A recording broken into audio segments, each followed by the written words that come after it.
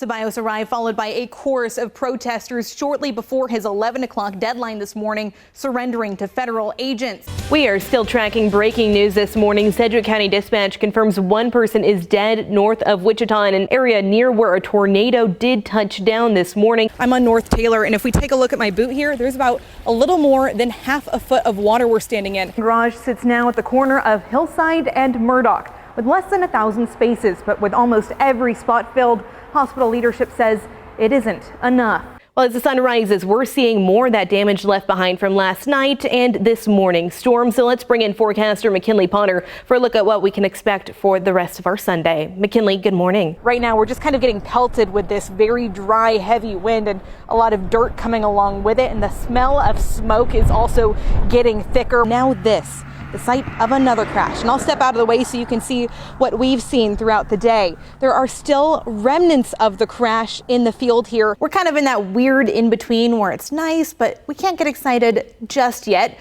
But we're sending Colton Williams down to the Cate Courtyard this morning. And this is our first time seeing the video, but check this out. You can see what appears to be a basement for one of those manufactured homes, the frame across the street. Those homes are typically a little less sturdy than maybe a site-built home, but there was a basement, and it looks like we've got several first responders on scene as well, and we'll bring you updates on air and online with this story as we learn more. You can find that at cake.com. Woke up at 3. I was like, oh man, how'd that happen?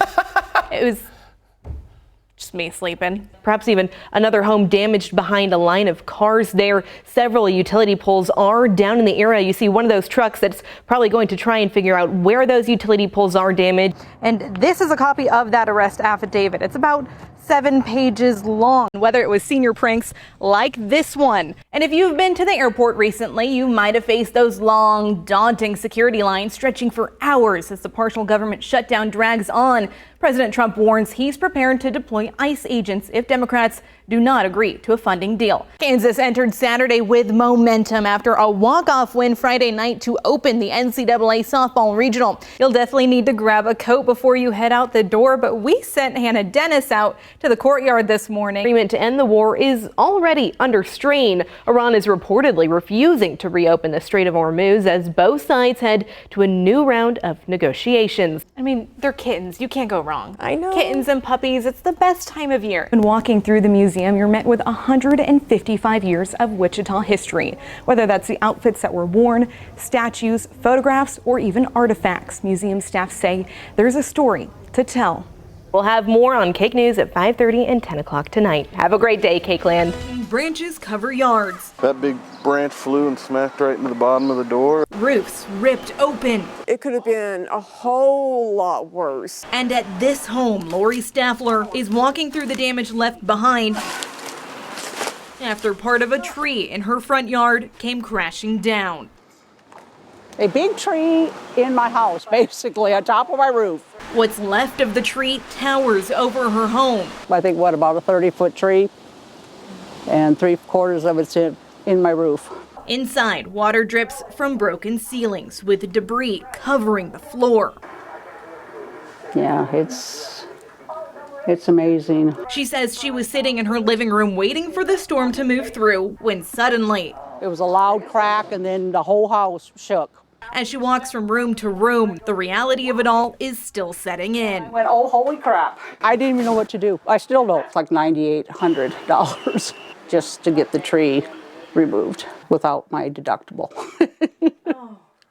So, yeah, I'm a little shook. From block to block, more damage. We didn't know that. It started dripping and leaking. And then we found out why this morning. Neighbors and tree removal groups found themselves busy on a chilly Tuesday morning. We thought, how in the world are we going to get that down?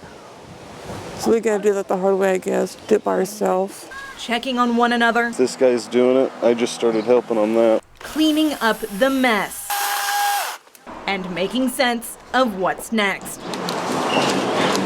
Hopefully they get this all picked up here soon. We continue our coverage tonight as Joe Ceballos, a former mayor of Coldwater, turns himself in to Immigration and Customs Enforcement. Ceballos arrived followed by a chorus of protesters shortly before his 11 o'clock deadline this morning, surrendering to federal agents. Tonight, Ceballos' attorney says he's being held in ICE custody, fearing deportation to a country they argue he's never truly known. Go, go! With people chanting his name. Let Joe go! Former Coldwater Mayor Joe Ceballos walks into the Wichita ICE office Wednesday morning, not knowing when he'll come back out. Obviously nervous. I don't know what's going to happen. In April, Ceballos pleaded guilty to misdemeanor election charges tied to voting as a non-citizen. Those charges finding him held by ICE. What I was told by the ICE officers just now is that he was arrested on an administrative warrant. They're essentially saying that he's removable from the United States for, past conduct. Ceballos is a legal resident, but not a U.S. citizen. Joe's home is here in Kansas. It's not in Mexico. He belongs here. According to the Department of Homeland Security, he applied for citizenship in February 2025. Days after Ceballos was elected mayor the following November, DHS released his voter registration form saying he illegally voted and committed a felony by claiming citizenship. He took a plea deal, bumping those charges down to misdemeanors. I'm disappointed. I thought our system was smarter and better than this. Attorney Jess Hamey says he believed the agreement resolved the criminal case and wouldn't impact Ceballos' immigration journey. He thought this was already taken care of via Chris Kobach. He even paid a $2,000 fine.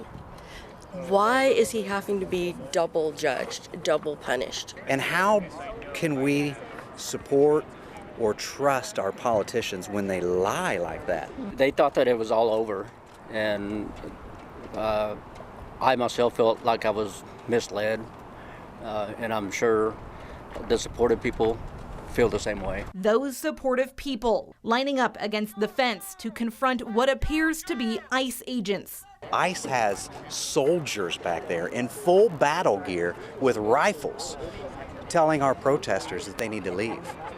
What about free speech? What kind of statement does that say about our government?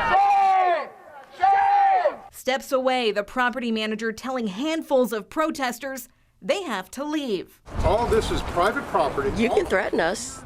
That doesn't mean that we're going to leave. We're determined to be here. In this building, a fate Joe Ceballos, his wife, and the town of Coldwater feared since the case began. They can't believe it's happening to a guy like myself, easy, nice, a guy trying to live the American dream. And it can be taken away from me. Ceballos' immigration attorney, Sarah Baldera, says he will be held in this office for 1 to 2 days and then likely moved to a larger detention facility. From there, she says a bond hearing will be scheduled, and she says there's hope an immigration judge will agree with their claim that Ceballos is worthy of being released on bond. In studio, Lily O'Brien, KAKE News on your side.